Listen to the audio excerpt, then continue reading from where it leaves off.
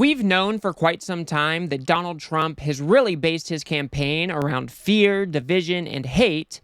But if you were to tell me that Donald Trump would hold a rally like the one that we saw at Madison Square Garden only 10 days out from a presidential election, I would have thought you were lying. Because I would think that even for the Trump campaign, that might be crossing the line. But that's not what we saw. I think we got the exact rally that Donald Trump wanted to show to us. Because I think Trump has made the bet that he's going to be able to turn out enough of his voters based on the hate for other people that it will get him elected in November. I think he has made the political calculation that he doesn't need to reach out to moderate voters. He doesn't need to reach out to old school Republicans and bring them back into the fold.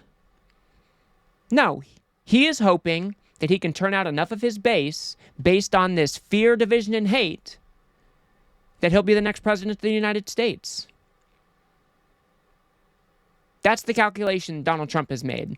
So the rally that we saw at Madison Square Garden is the exact rally that Trump wanted us to see. And even if he is playing damage control and trying to distance himself a little bit from some of the things that were said, let's not get it twisted. The Trump campaign vetted the words that were spoken on stage that night. They knew what was going to be said. They didn't care.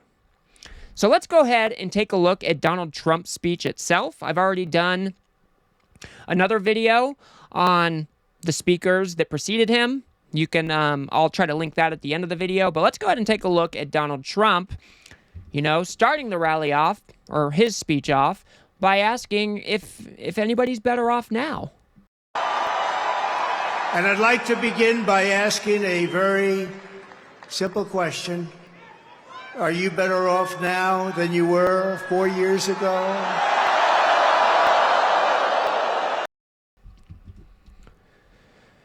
It has been amazing to me that so many people have memory hold what Donald Trump's last year in office was like. Let's not forget, we are in the middle of a pandemic. Thousands of Americans were dying each day. Donald Trump was the incompetent leader trying to downplay the COVID-19 virus. The economy was crashing. Unemployment was at like 18%. That was 4 years ago. So I can tell you without a doubt that yes, I am better now than I was 4 years ago.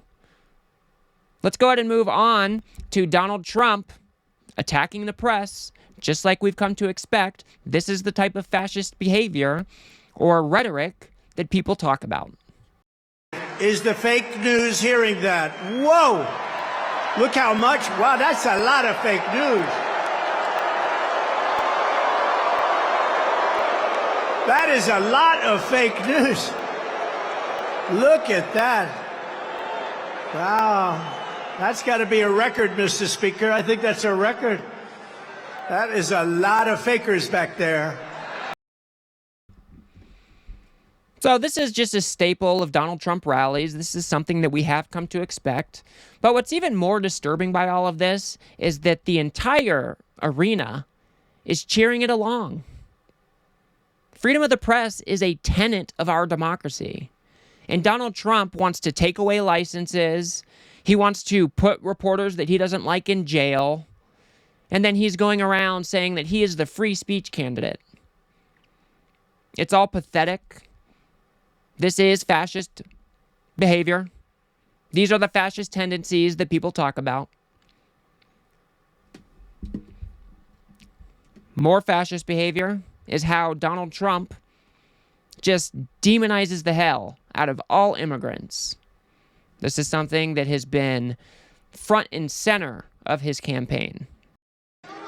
Kamala has imported criminal migrants from prisons and jails, insane asylums and mental institutions from all around the world, from Venezuela to the Congo. A lot of people are coming from the Congo prisons. They're coming from all over the world. Over the last month, 181 countries violated our laws. And she has resettled them into your communities to prey upon innocent American citizens. But the day I take the oath of office, the migrant invasion of our country ends and the restoration of our country begins. You'll notice that Donald Trump does not take the time to distinguish between undocumented immigrants and immigrants. He puts them all into one basket and demonizes them as a whole. He goes on to say that we are now living in an occupied country.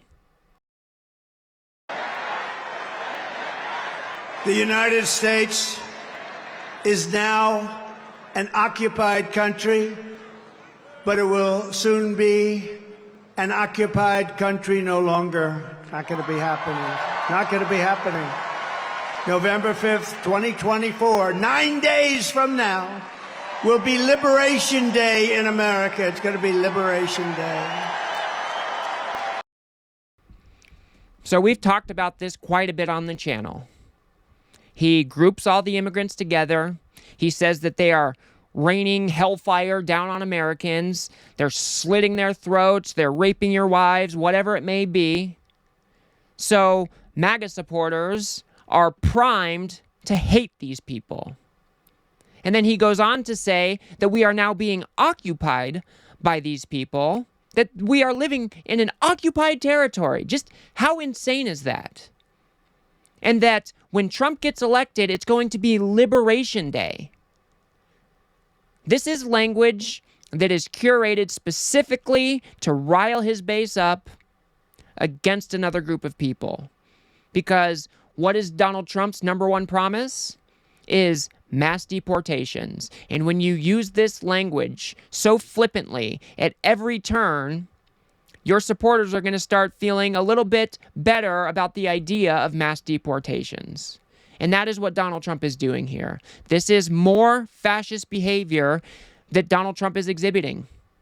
The ultra-nationalism that he talks about and how these people are poisoning our country. This is not the America that I want to be in. This is gross and disgusting. Donald Trump goes on to say that there's like some big cabal that Democrats are run by a big, it's just weird conspiracy type language. We're running against something far bigger than Joe or Kamala and far more powerful than them, which is a massive, vicious, crooked, radical left machine that runs today's Democrat Party. They're just vessels. In fact, they're perfect vessels because they'll never give them a hard time. They'll do whatever they want. I know many of them. It's just this amorphous group of people.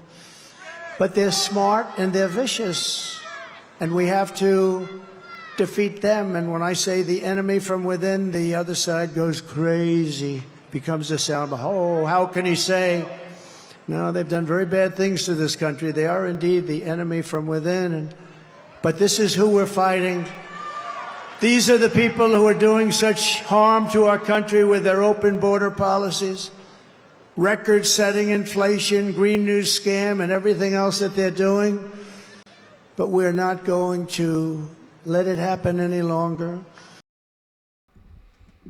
So this is just another tactic for Donald Trump to delegitimize another group of people. And the other group of people that he's talking about is Democrats and people on the left. And then he calls those people the enemy from within. And what has he said about the enemy from within? That he wants to use the United States military to go after those people. Again, when people say fascist, this is what they're talking about. Donald Trump is threatening to use the United States military to go after his perceived enemies or his political opponents. It'd be an absolutely unacceptable use of our military, something that we have never seen from a president, but that is what Donald Trump is promising. He then goes on to call the press the enemy of the people again. And even the enemy, because they are the enemy, what they've said, even that enemy too, and they're really the enemy. They're the enemy of the people, the press. And again, we have the MAGA lunatics cheering it all along. We are in some dangerous territory if Donald Trump gets elected. Because now he's even promising or calling on Mike Johnson to draft a bill to put people in prison for a year if they burn the flag. A well-defined First Amendment protection. Place. We're going to make them safe, clean, and beautiful again. We will teach our children to love our country, to honor our history, and to always respect our great American flag.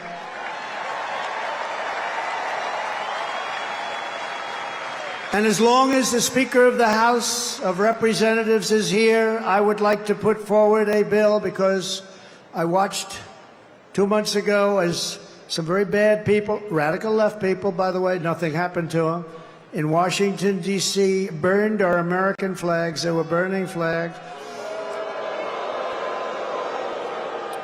And I would like to suggest that we put in a bill, if you burn the American flag, 1 year in jail.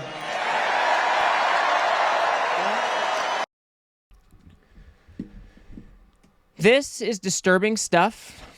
And do you think for 1 second, if it was a MAGA supporter, if they were burning the flag, do you think he would advocate for a year in prison for them as well? Because I don't think so. I think Donald Trump looks at this type of behavior, the burning of the flag, as something that only people on the left do, and therefore it is another way to punish his enemies. That is how I think Trump thinks about this. Donald Trump wants to be a dictator. And I think when John Kelly came out and said that, he fits the definition of a fascist and he would definitely want to be a dictator, I think every single American knew deep down in their heart that of course that was true, because Donald Trump proves it to us every single day by this type of stuff that he says at his rallies. I mean, it's undeniable at this point. The last clip I wanted to show you was Donald Trump saying that, the United States belongs to them and it's theirs. For the past 9 years, we have been fighting against the most sinister and corrupt forces on earth. With your vote in this election, you can show them once and for all that this nation does not belong to them. This nation belongs to you. It belongs to you.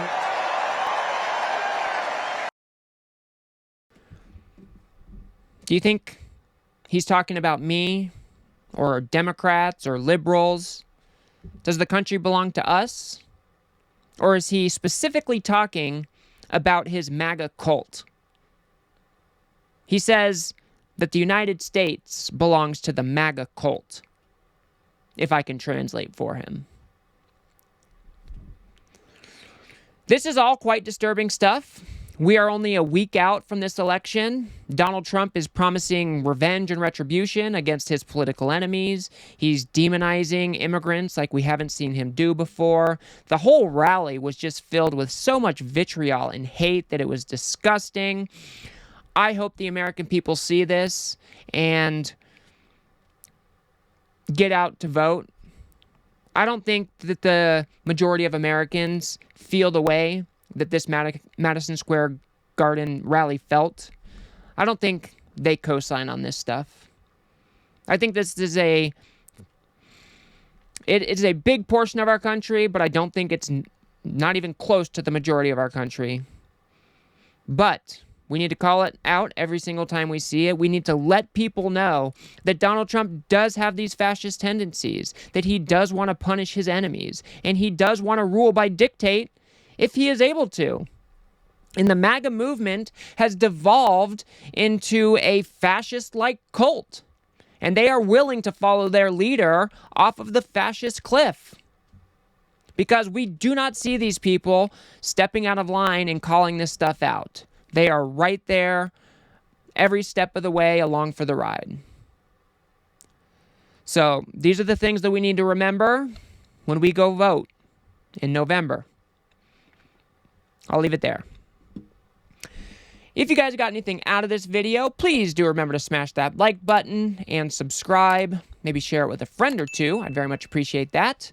Like I said, I'm trying to reach 1,000 subscribers before the end of the year, and I would very much appreciate your support.